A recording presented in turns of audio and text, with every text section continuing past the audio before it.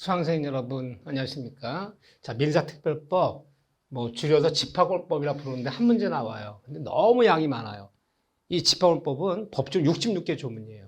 우리 아파트 관리소장 같은 주택관리사 업무를 본다면 공동주택관리령, 이 집합권 소유 및 관련 법률 이 두 법이 굉장히 중요해요. 굉장히 세밀하게 공부해야 돼. 근데 한 문제 때문에 66개 법조를 다 볼 수도 없고, 우리가 중개업무 볼 때 아파트 관리업무 보자는 거 아니잖아요. 우리가 아파트라도 연립 빌라 같은데 공동주택 앞에 중개사 한 번씩 하면 용어 정도 써야 될 거 아니냐, 용어 정도. 그 정도의 우리가 취지 정도를 묻는 거지. 우리가 업무 볼 사람이 아니기 때문에 세밀하게 들어가면 굉장히 교과서 페이지도 넓지요. 자, 딱 세 파트예요. 세 파트지만 거의 30페이지가 넘어요. 자, 이 세 파트만 체크할 거예요. 여기서 나온다. 근데 하나만 꼽자면 재건축 절차예요. 저는 원래 하나만 꼽자면 이거다. 두 문제 안 나와, 한 문제 나오는데 일단 용어들인데 페이지가 한 10페이지가 넘어요. 구분 건물이다, 구분 소유권이다, 공용부분이다. 용어 쓸 줄 알아야 되는데, 자, 우리가 아파트라 칩시다. 현대 아파트 가동이야, 가동. 한 동 전체를 부를 때는, 이 아파트 한 동 전체를 부를 때는 이걸 집합 건물이다 이렇게 부르는 거예요. 집합 건물이다 이렇게 부르는 거고, 내가 아파트 가동에 3층 301호의 소유자예요. 그럼 내 거만 부를 때 여기 3층이에요. 그럼 3층 301호 내 거. 요 내 거만 부를 때는 요거를 구분 건물이다 이렇게 부르는 거야. 구분 건물. 그런데 우리가 구분 건물이 되려면 연립, 빌라, 옵스텔, 아파트 이런 거요. 이런 구분 건물이 되려면 이 물리적 요건을 갖춰야 돼. 물리적 요건. 이 물리적 요건이 구비가 안 되면 절대 구분 건물이 될 수가 없어요. 어떤 물리적 요건이냐? 하나의 건물이 상하를 구분해. 아래위를 잘라서 이 부분이 구조상 독립성 그리고 이용상 기능상 독립성, 이 두 가지가 구비되어야 우리가 구분건물이 되는 것이지, 이 두 가지가 구비가 안 되면 우리는 구분건물이 될 수가 없다 그래요. 이거요. 그리고 또 하나, 그럼 만약에 왜 구분건물이 되려면은 이 건축물 대장에 어떤 사람이 하나의 건물을 5층짜리 건물을 쳤어요. 이 5층짜리 단독 건물이냐, 5층짜리 구분 건물이냐, 이 단독 건물이 될 수도 있는 거야. 근데 그거는요, 일단 이거 갖춰야 돼. 이거 갖추고, 건축물 대장에, 이것이 판례예요. 건축물 대장에, 이 행정의 건축물 대장에는 집합 건물 건축물 대장이 있고 단독 건물 건축물 대장이 있어요. 거기가 집합 건물로 등록이 되지 않아도 등기부에 구분 건물 등기 나지 않아도, 이거 갖춰야 하면 틀리는 거예요. 이거 갖추지 않아도 구분 의사만 있다면 구분 건물이 된다는 거예요. 이런 등록되지 않아요. 이런 장부에 등록되지 않아도. 구분 의사가 뭐냐? 이 건축주가 건축 허가 받을 때부터 구청에 시청에 분양계약서. 자, 요걸 이렇게 져서 10개를 져서 이렇게 다 분양할 겁니다. 어떤 분양 계획서라든가 이런 거를 제출해서 건축허가를 받았어요. 그러면 건물이 완성되는 순간, 건물이 준공되는 순간 이런 거 되지 않아도 구분 건물이 되는 것이지. 구분 의사만 있으면 되는 거지. 이런 게 구분 의사야. 응? 꼭 대장에 등록되고 등기가 구분 건물이 되는 건 아니다. 이 판례가 바뀐 거예요. 그전에는 건축물에 등록이 되지 않으면 구분 건물이 아니라 그랬어요. 근데 바뀌었기 때문에 묻는 거야. 그 판례가 어딨냐? 페이지, 제 체크 한번 잘 보셔야 돼. 페이지 664쪽에 맨 위에 있는 판례. 1번 판례 있어요. 1번 판례. 읽어보면 복잡해요. 복잡하죠? 이 얘기야. 이렇게 등록되지 않아도 구분사만 갖추면 구분이 되는 것이지. 등기하여야 등록되어 구분이 되면 틀려요. 판례 있어요. 판례 1번 맨 위에 있는 거 판례요. 요 판례. 요거 하나 체크. 두 번째. 구분 소유권이란 말 써요. 구분 소유권. 자, 우리 교재로 따지면 페이지 665쪽이에요. 구분 소유권. 구분 건물, 구분 소유권. 내 거 부를 때 구분 소유권이 부른 거죠. 내가 3층 301호를 내가 분양받았어요. 분양때 완납했어요. 그럼 내가 내 거 구분 소유권이라 불러요. 근데 구분 소유권 대상은 전유 부분. 이 전유 부분에 한해서만 우리가 구분 소유권을 부르는 거예요. 그럼 우리가 이 구분 건물은 세 부분으로 되어 있단 말이에요. 세 부분. 하나는 전유 부분이라는 데가 있죠. 전유 부분. 전유 부분이 뭡니까? 전용 면적이라고 부르는 거예요. 전용 면적. 현관을 여기다 나홀로 쓸 수 있는 공간, 전유 부분. 3층 300 전유 부분. 전용 면적. 우리가 보통 32평 분양받으면 실평수 25.7평 나왔다. 뭐 120제곱미터 분양받으면 실평수 84제곱 나왔다. 그럼 나머지 26제곱미터 어디가 있는 거야? 공용 부분가 있는 거죠. 공용 빠지는 거죠. 전유 부분. 이 전유 부분은 당연히 표제부 내 거 떼어보면 있어요. 3층 3배를 떼면 표제부 등기부 갚고 을부를 둔다. 요거만 내 거의 대상이 되는 것이지. 나머지는 어디 빠졌냐? 30평 분양받았는데 실평 25.7평 나왔다면 나머지 6.3평 어디 빠졌냐? 공용 부분에 빠져. 공용 부분. 이 공용 부분이요. 근데 공용 부분은 공유만 하는 거, 공유. 내 거의 단독 소유의 대상이 될 수가 없어요. 우리들의 공유만 해야 돼. 응? 구분소유 대상은 딱 전유 부분만 구분소유 대상해 보는 거야. 근데 공용 부분은 두 가지 나눠져요. 하나는 구조상 공용 부분이라는 것이 있고, 여기 빠졌어요. 일부는. 근데 요거는, 복도, 계단, 엘리베이터, 당연히 있어야 되는 공용 부분이죠. 근데 여기는 등기부를 표제부, 갚고, 을고 아무것도 없어요. 없다. 일체 복도에 대한 엘리베이터 등기부가 있겠습니까? 또 하나 어디 빠졌냐? 또 하나는 규약상 공용부에 빠졌고. 공용부분이 두 가지 나눠진다는 거죠. 구상 공용 부분, 규약상 공용 부분. 이 규약상 공용은 뭐냐면 규약이 자치법규예요. 우리 아파트 규약, 우리 아파트의 자치법규. 이 규약상 공용 부분은요, 원래는 독립한 건물이야. 원래는 독립한 건물이었는데 규약으로, 우리 아파트 자치 규약으로 공동을 쓸 때 공동 쓰는 부분이 있어요. 원래는 독립한 건물이었는데 뭐가 있나? 관리실 건물, 아파트 입고 있는 관리실 건물, 아파트 입고 있는 노인정 건물, 이런 거는 원래 독립한 건물이지만 규약으로 같이 쓰는 부분이에요.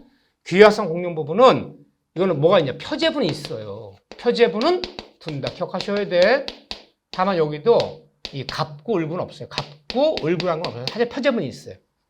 이 관리실 건물 떼어보면요, 그 표제부에 3층짜리 철근 콘크리트 건물로서 1층 면적 얼마, 2층 면적 얼마, 3층 면적 얼마, 다 이 표제부에 그 신상만 기록돼요.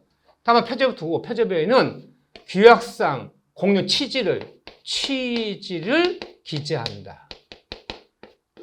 이거 규제되어 있어요. 단지 전체에 규약상 공용 부분임 이렇게 취지를 꼭 기재해놔야 돼요.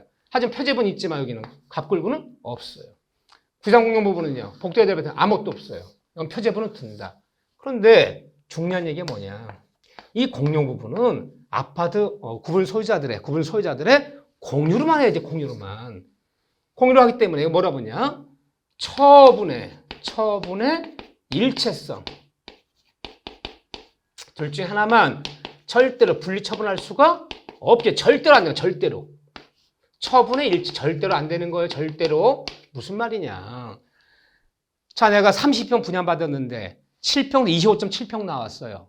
그럼 내 6.3평 공유분에 가 있는 거야. 근데 내가 내 25.7평 팔되 공유분에 나가 있는 내 집은 안 팔게. 말이 안 되는 거잖아. 내 복도에 엘리베이터에 6.3평 정도의 지분이 있는데 내가 그건 2천만 원에 팔게. 하지만 전유부 300여 전유부는 안 팔게. 둘 중에 하나만, 전유부분과 공유부분은 이거와 이거는 둘 중에 하나만 분리 처분할 수가 없겠죠. 절대 함께 움직여야죠. 어떤 경우는 안 돼. 이건 특이하로도 안 돼요. 응? 공용 부분은 전유부분과 둘 중에 하나만 분리 처분할 수 없다. 같이 움직여야죠. 어떻게 25.7평 팔때 6.3평 안 팝니까? 이건 절대로 안 되는 거예요. 절대로 분리 처분 금지. 또 하나, 복도 엘리베이터, 노인정인데 내 평소 다 나가 있단 말이에요. 이 공용 부분은 이 전유분의 면적 비율로 공유하는 거야. 더 넓은 평수 분양받으면 더 많이 빠지는 거예요. 똑같이 갖고 있는 건 아니야, 지분이. 복도에 엘리베이터 지분 많다 해서 관리비 더 내는 것밖에 없어요. 그렇지만 어쨌든 더 넓은 평수가 더 많이 갖고 있는 건 더 많이 빠지니까 전유분의 면적 비율로, 공유 부분은 면적 비율로 공유하는 거. 공유지만 이 공유는 절대로 분할 청구하면 안 되겠죠. 분할 청구할 수 없다. 말이 안 돼. 복도에 엘리베이터 나눌 겁니까? 지분이 있다고 해서. 공용 부분은 전유 부분과 처분의 일체성. 공용 부분은 전유 면적 비율로 공유지만 절대로 분할 청구할 수 없다. 자, 요것만 기억하시면 돼. 그럼 요 얘기가 쭉 거기 나와 있는 얘기예요. 거기 페이지 665쪽, 666쪽, 617쪽. 그 중에서 페이지 667쪽에 메뉴 4번 4번 별표 체크. 요 얘기가 바로 요 얘기예요. 처분 일체성 얘기예요. 요게 중요한 거예요. 그 다음에는 구분 건물에서 대지권 얘기하는 대지권. 치지 말면 돼요. 대지권은 민법시험에 못 가르쳐. 한 문제 나왔는데 여기서 지금 우리가 대지권 얘기 뭐 규약상 대지 뭐 당연대지 뭐 분리처분이 어떻게 되냐, 응? 대지권 등기를 어디서 내는 건가 이런 거 다 등기법 배우는 건데 아파트 가는 대지권 땅이에요. 땅이요. 이 대지권이에요. 대지권.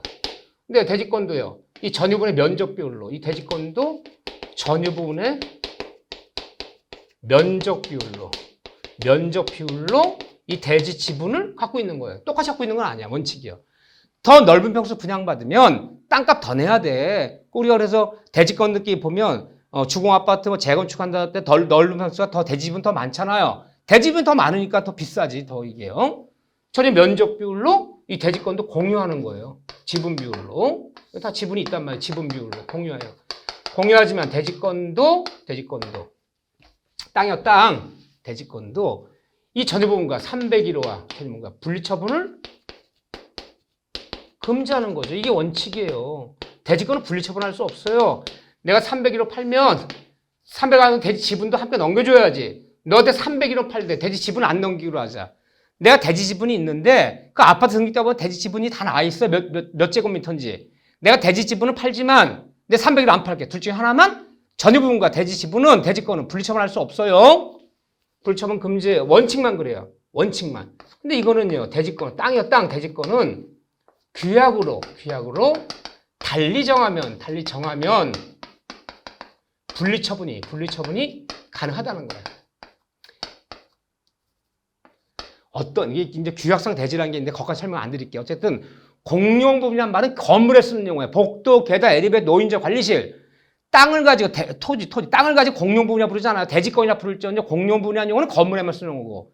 대지권은 토지에만 쓰는 얘기야. 근데 대지 지분이 있는데 그 대지 지분은 원래는 분리처분이 안 되지만 규약으로 달리 정하면 분리처분할 수도 있다.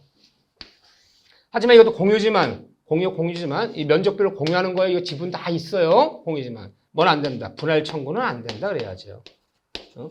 아파트 대지권이 분할 청구되면 660세대 분양받아 660필로 나눌 겁니까? 하지만 대지권은 규약으로 달리 정하면 분리처분할 수도 있다. 공유 부분은 규약으로 달리 정해서 절대로 분리처분할 수 없다. 이건 절대로 안 돼. 이건 절대로. 이거는 원칙은 안 되지만 대지권은 분리처분할 수도 있다.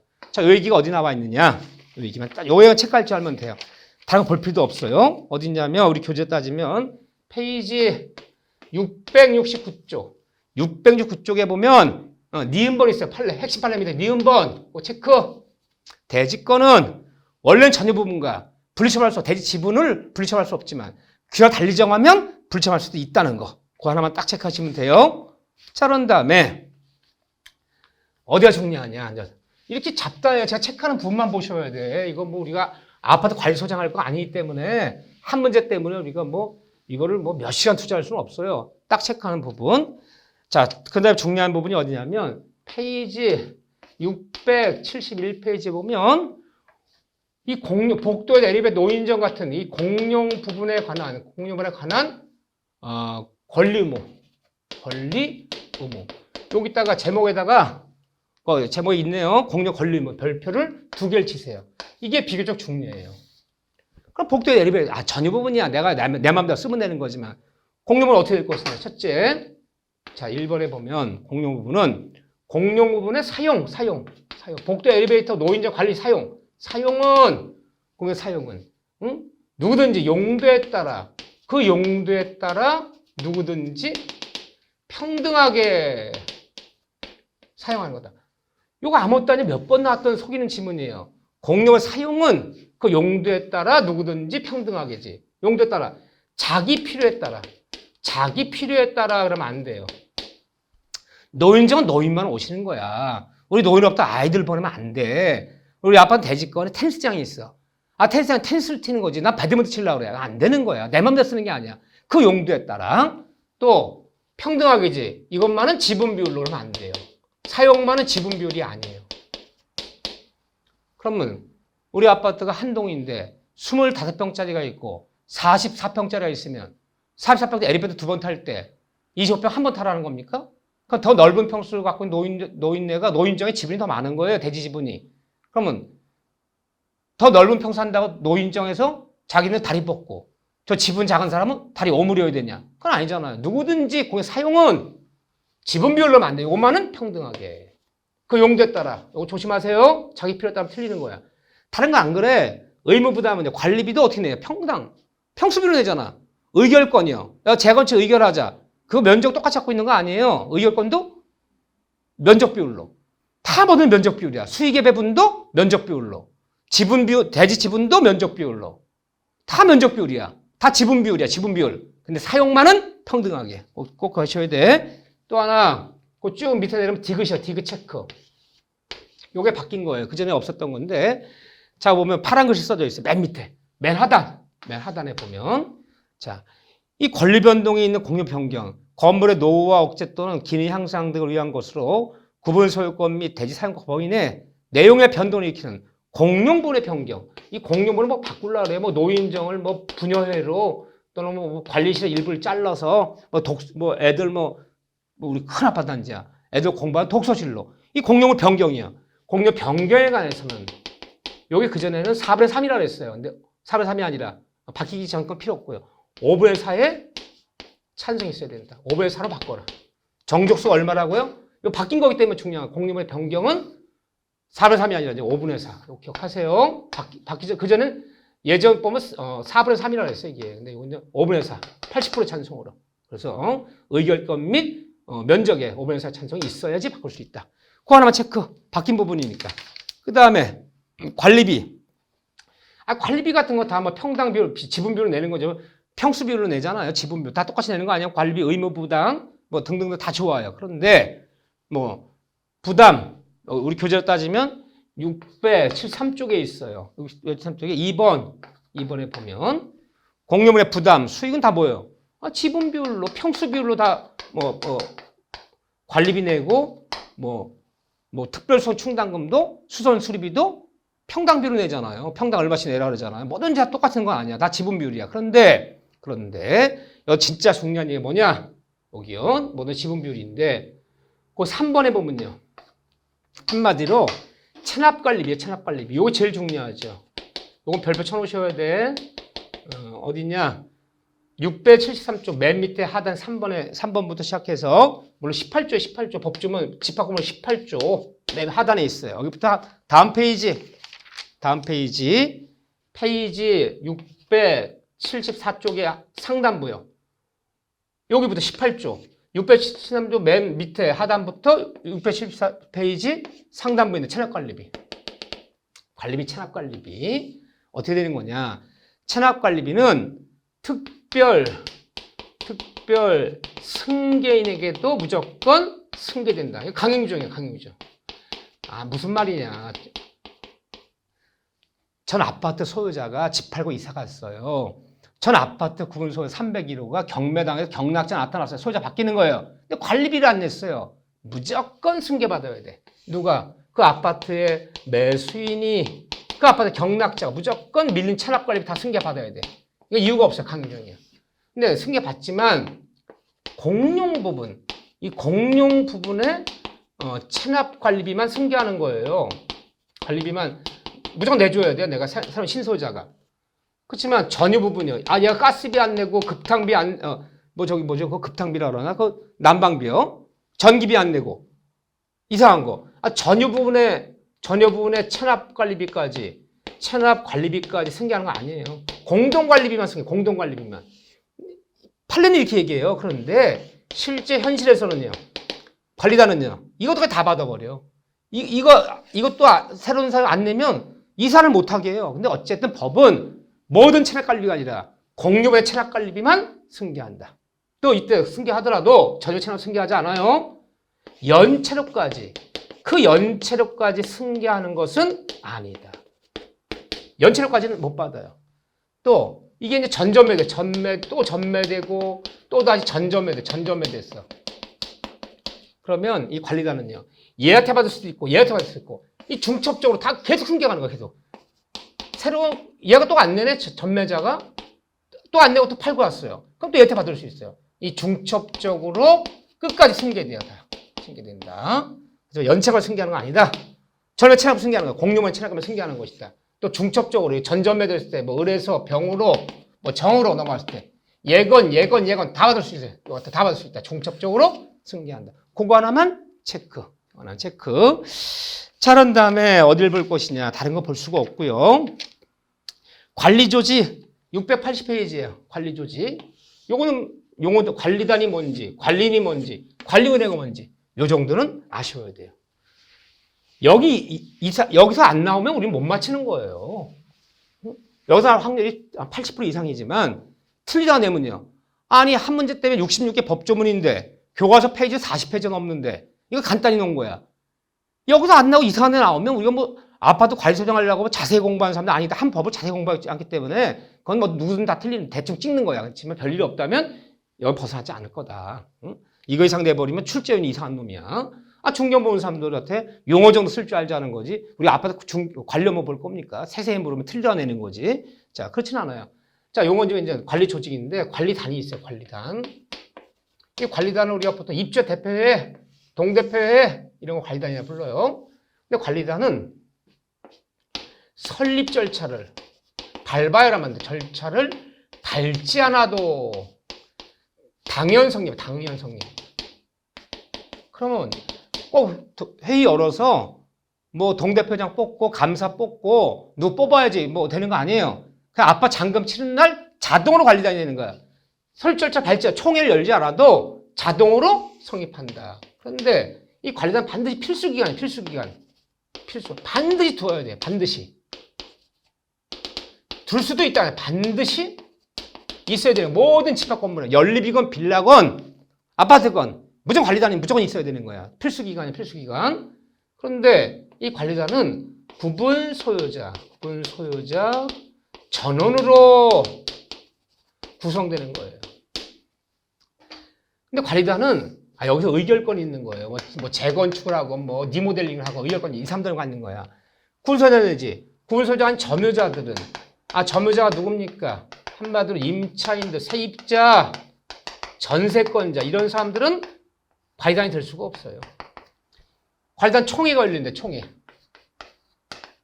열리면요. 이런 사람들도 출석할 수는 있어요.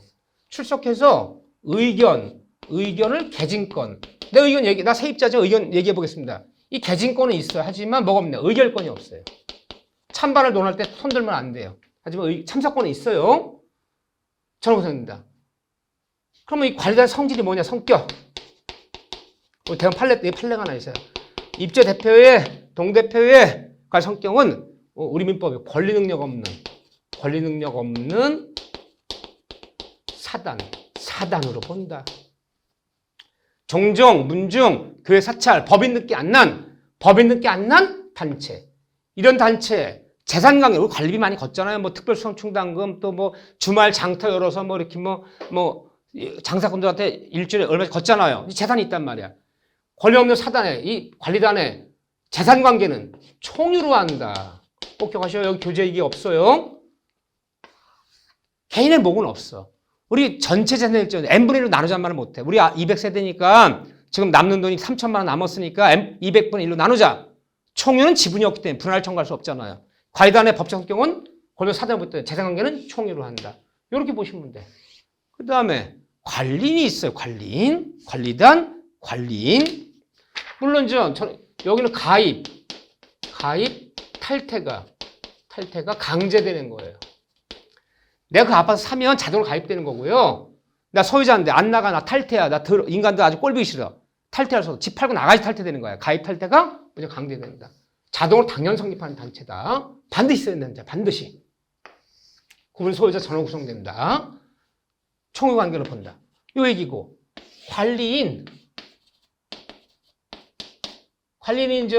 내부적으로는 업무 집행권이 있고 대외적으로는 대표권인 사람 누구예요? 입주 대표회, 동대표회장, 상가 번영회장, 동대표회장, 입주의 대표회장. 이런 사람들을 관리인이라 불러요. 관리인. 자, 관리인 얘기가 어디 나요? 관리인 얘기가 더 좀 다른 건 필요 없고 내가 딱 정리해 준 것만 보세요. 우리 교재 600페이지 686쪽에 있어요. 관리인은 부분 소유자가 10인 이상일 때는 우리 빌라가 10집이 넘어요, 소유자가. 구분소유자 10인에서 반대 두어야 돼요. 그건 두어야 돼요, 이렇게요. 하지만 구분소유자가 10인 이하일 때는 우리 빌라를 분양했는데 8집밖에 없어요. 2동인데 4집, 4집. 10인 이하야. 구분소유자 10인 이하일 때는 이제 선택사항이에요. 둘 수도 있고 안 둬도 되고요. 선택해라. 10인 이상을 반대 둬야 되고요. 다만 구분소유자가 10인 이하야. 그때는 둘 수도 있다. 이때는 둘 수도 있다. 동대표장 둘 수도 있다. 둘 수도 있다. 둬도 되고 안 둬도 돼요. 다만 구분소유자가 10인 이하이더라도 관리단은 되는 거예요. 반드시 관리단은. 동대표장 안 뽑을 수 있다는 거야. 10인 이상 뽑아야 되고요. 근데 구분소유자는 누가 되는 거냐? 구분소유자는 구분소유자 아닌 자도 아닌 자도 가능하다는 거야. 동대표장 할 수 있다. 누구? 임차인도, 세입자도, 전세권자도 동대표장 할 수 있다 없다? 있다. 하지만 관리단은 못 돼. 의결권은 없어. 동대표장 할 수 있어요. 아닌 자, 이게 다르잖아요. 여기는 관리단은 누구만이? 그걸 소유자만이 돼요. 의결권이 있는 거야. 그래서 찬반을 논할 수 있어요. 근데 관리인, 상가 번영회장, 임차인도 할 수 있어요. 할 수 있어요. 세 번째는 관리인의 임기는 이제 뭐 김부선법이 어떻다, 뭐 아파트 관리비를 뭐 떼어먹는다 난리 아니야. 뭐 회계 뭐 감사해야 된다. 그래서 이 관리인의 임기는 이 법에 신설된 거야. 2년 내에서만 규약으로 정해라. 그러니까 대한민국 모든 아파트는 동대표자 몇 년 초과하면 돼. 2년 내에서만 돼요. 그러니까 2년마다 다 동대표자 뽑아야 돼. 예전에는 그냥 규약으로 5년이나 5년 할 수 있었어요. 임기 2년 내에서만 정하라. 네 번째, 이 관리인이 만일 부정한 행위를 해. 돈 떼어먹어요. 또 업무에 부적합해요. 뭐 부정비를 저질러. 그러면 이 사람의 해임을 어디에 청구하는 거냐? 관리단에 청구하는 게 아니라 법원에 청구할 수 있다. 갖고 있는 소유자 법원에 청구할. 여기다 청구하래요. 이제 국가 공권에 개입하겠다는 거예요. 이거 은근히 중요한 얘기예요. 자, 이 얘기가 거기 보면 쭉 나와 있고 5번에 그럼 여러분들 거기 보면 선임 그 1번에 있었어. 1번 선임 기역 니은 디귿 니을 미음 비읍 여기가 중요해. 맨 앞에 있는 거. 맨 앞에. 자, 5번에 보면 이거 친절된 거야. 이 전유 부분이 50개 이상이더라. 아파트 빌라가 구분소유자 50명 이상이라는 거야. 50개 이상일 때는 이 관리인을 뽑았어. 동대표장 관리인을 선임했어요. 동대표장 뽑은 거야. 선임했다면 반드시 어디에 신고해라. 이게 참 너무 선임된 사실을 특별자치시장, 특별자치도지사, 시장군수, 자치구청장에 신고해라. 행정청에 뭐 구청이 될 수도 있고, 뭐 시청이 될 수도 있고, 뭐 군청이 될 수도 있고, 뭐 제주특별자치시가 될 수도 있고, 이런데 반드시 행정청에 신고해놓으래요. 요게 신설된 거야. 50개 이상일 때는 관리 선임했을 때는 그때는 반드시 행정청에 신고해줘야 된다. 누가? 관리인이라는 거. 요거 볼 줄 알면 내가 적은 거. 그 다음에 이거 제일 중요해요. 요 정도만 다 체크해서 어디 있는지 다 밑줄 그시면 돼요. 세 번째 볼게요. 이거 체크하시고 관리위원회라는 게 있어요. 관리위원회. 관리위원회. 아파트 같은 데 관리위원회가 있다는 거야. 이 관리위원회는요. 이 관리인을 감독하는 감독기관이에요. 옛날에는 감사기관이야. 근데 관리위원회는 임시적 사항이에요. 꼭 두라는 게 아니라 둘 수도 있다. 둘래면 두고 말래 말아라. 선택사항이다. 선택사항. 꼭 두라는 건 아니에요. 아파트 있는 데가 있고 없는 데가 있어. 근데 어쨌든 관리위원회는 구분 소유자만이 될 수 있다는 거. 관리위원회는. 점유자들은 이 관리위원회가 될 수가 없어요. 감독기관이에요. 뭐 돈 떼어먹나 안 떼어먹나 관리하는 거. 요거 하면 두 지문만 알면 돼요. 여기가 별표 2개고 그 다음에 별표 3개짜리가 있어요. 줄여줘야지 여러분들 그나마 할지. 이걸 뭐 우리가 시행령 법조문이요. 66개 법조문이고 집합권의 시행령 규칙까지 들어가면 끝도 없어요. 이거 뭐 완전히 민법 총칙만큼 복잡해요. 그래서 이거 굉장히 주택관리사 소장하는 분들은 이 집합권법, 공동체 관리령 이 두 번만 갖고도 굉장히 중요한 법이야. 이게 양이 엄청나단 말이야. 지금 내가 적어주는 거 딱딱. 그거만. 그 다음에 마지막으로 재건축 절차. 여기 있어요. 다른 거 다 무시하라. 10번 중 8번은 여길 벗어나지 않는다. 이걸 벗어나 버리면 뭐 늘 말하지만 틀려내는 거기 때문에 우리는 어쩔 수가 없다. 이렇게요. 자, 재건축 절차. 하나만 꼽자면 이거예요. 근데 하나만 꼽자면 난 이걸 꼽는다 올해. 34회 때 선생님이 한 문제만 꼽아주세요. 그럼 이거. 재건축 절차. 자, 거기 보면 페이지 693쪽을 보면 재건축 요건이 있어요. 요건. 어떤 때 재건축하는 거냐. 그 읽어본 상식이에요. 거기 보면 상당한 기간이 건물 시간이 지나서 건물이 훼손되거나 노후화되고 일부 멸실되거나 가격에 비해서 지나서 많은 수리비가 나오거나 안전에 우려가 되거나 등등 다 좋아. 상식에 이럴 때 재건축한다. 근데 거기 니은번 보세요. 니은번. 요건에 니은번 보시면 의외로 이게 있어요. 자, 밑줄 맨 밑에 있어요. 693페이지 맨 밑에 니은번 다 법조문들이야. 무슨 이게 니은번 보면요. 또는 부근 토지의 이용상의 변화나 그 밖의 사정에 의해서 건물을 재건축하면 그에 소요되는 비용에 비해서 현저하게 효용의 증가가 예상될 때. 이게 들어가 있어요. 이걸 때려부시고 새로 치면 주변 시세에 비춰서 효용의 증가가 예상된다. 쉽게 집값 많이 오르고 지금 200세 때려부시면 400세대 칠 수 있어. 이게 재건축에 들어가 있어요. 그래서 부근 토지 이용 상황의 변화나 그 밖의 사정에 의해서 재건축하게 되면 소요되는 비용에 비해서 들어가는 비용에 비해서 현저하게 효용의 증가가 예상될 때.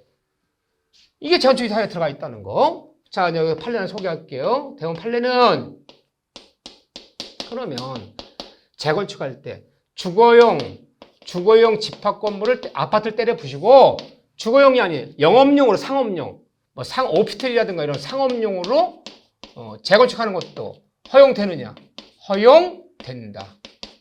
허용돼요. 그래서 주거용 건물을 철거하고 주거용이 아닌 영업용, 업무용, 상업용으로 재건축하는 것도 인정된다. 하나 딱 적어 놓으시고 인정된다.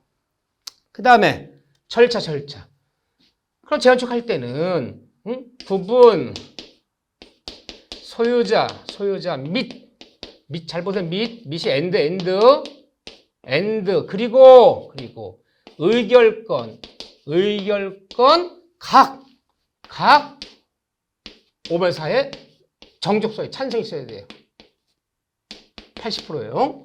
그리고 중요한 얘기 뭐예요? 엔드란 말이야. 그럼 구분 소유자 사람 머릿수. 이게 구분 소유자 500명이 500명. 사람 머릿수 500명에서 400명 이상의 찬성이 있어야 돼요. 이상의. 그 다음에 엔드 그리고 의결권 면적. 그 면적의 5분의4 80% 이상 찬성을 해야 돼. 둘 다 넘어야 돼. 둘 다. 사람은 넘었어요. 사람은 넘었는데 우리는 아파트가 500세대인데 100세대는 46평이고 400세대는 25평이야. 근데 25평짜리 다 찬성했어. 400명 넘었는데 큰 평수가 반대를 하네. 큰 평수가 리모델링 하재. 근데 면적으로 따져봤더니 80%가 안 돼. 그럼 부결된 거야. 둘 다 넘어야 돼. 사람도 넘어야 되고 그리고 면적도 넘어야 되고. 각각 5분의4. 정확히는 각각이야. 각각 5분의4. 둘 다 넘어야 돼. 둘 중에 하나도 안 넘으면 부결되는 거예요. 그런데 이때 이 5분의4는 단지 판례가 단지 전체를 5분의4를 얘기하는 것이 아니라 대원 판례는요. 각 동별로 각 동요통 한자 쓸게요. 각 동별로 5분의4라는 거예요. 그래 되냐? 무슨 말이냐? 우리가 10동이 있는데 9동은 5분의4가 넘어요. 또 다시 전체 합도 5분의4 넘어. 한 동이 안 넘어. 가동이. 안 넘으면 그 동 빼라는 거야. 각 동별로 5분의4다. 뭐 때문에 이게 상가 이 구분 건물이 있을 수 있어요. 우리가 아파트는 다 찬성해요. 하나가 찬성 안 하면 그거 어떻게 한 동 빼놓고 어떻게 재건축합니까? 근데 해보면 되는데 이 상가 집합 건물은요. 이 반포인데 다 때려부셔버리면 3년은 장사 못해. 3년, 4년 장사 못하는데 우리는 내부 손님, 외부 손님이 더 많아요. 우리 반댈세. 그럼 그 상건물 빼고 재건축해야 되는 거야. 각 동별로 5분의4. 안 넘는 동 빼라. 각 동별이다. 각 동별. 5분의4가 아니다. 자, 그런 다음에 찬성이 있었어요. 그렇다면 100% 찬성할 수 없잖아요. 찬성이 있었어. 일단 마지막으로 반대자에게 서면 최고하라는 거. 서면 최고. 서면으로 말하면 안 돼요. 몇 월 며칠 총회가 열려서 사람 머릿수도 80은 넘었고 면적도 넘어서 둘 다 넘어서 재건축 의결됐다. 마지막으로 묻습니다. 반대자. 참여할 겁니까? 안 할 겁니까? 라고 반대 뭐로 체고한다? 반대 서면 체고해야 돼. 이게 됐을 때는 서면 체고 받고도 2개월이 지나도록 해답이 없다면 가타보다 말이 없어요. 참여 안 해요. 해답이 없다면 재건축에 참여하지 아니하는 걸 본다. 참여하지 않는 걸 본다. 않는 걸 본다.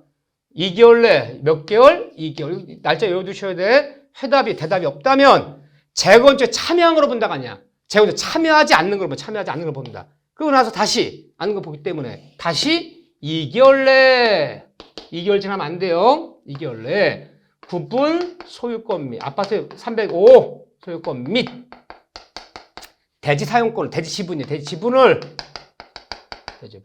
시가로 매청구한다. 팔고 떠나라.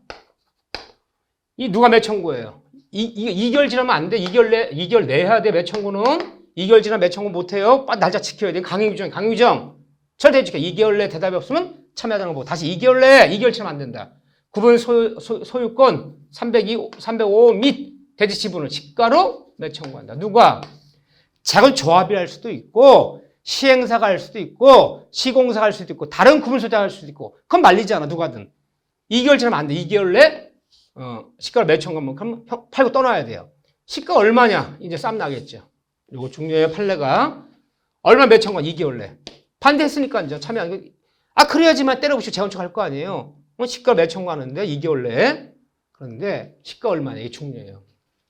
시가란 상당한 가격으로. 그럼 틀려요. 정당히 평가된 감정 평가 금액으로. 틀려요. 주변 시세를 고려한 가격으로. 틀려요. 이 다 과거의 판례였어요. 판례가 이런 변화를 겪는 거야. 자, 어떻게 했냐? 얼마로 매청구는 팔고 떠나라. 안 팔고 떠나면 공탁 맡겨놓고 재건축하는 거야. 이제 강제 집행 들어가는 거예요. 이게 아니라 재건축으로 꼭 기억하셔야 이 단어. 재건축으로 예상되는 개발 이익을 포함한 가격으로. 이게 정답이에요. 이 가격으로.